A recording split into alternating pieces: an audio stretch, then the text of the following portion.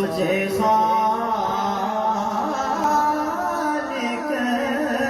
ने तराहदार बनाया।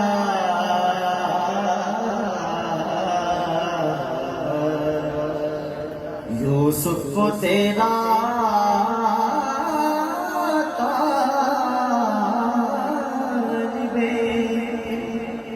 दीदार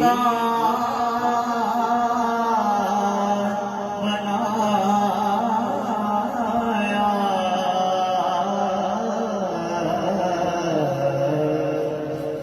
ऐसा तुझे खालिक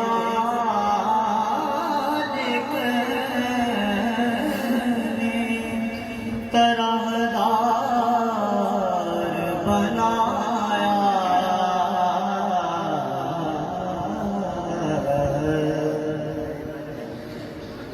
कौनैन बनाए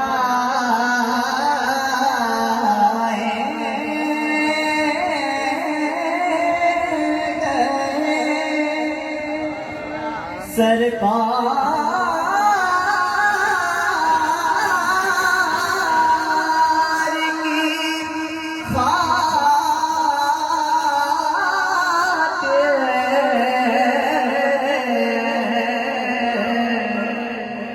कौनैन बनाए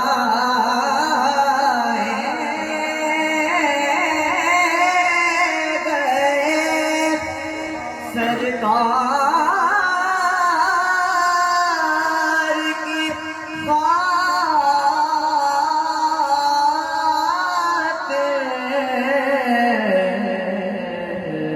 खातिर कौनैन के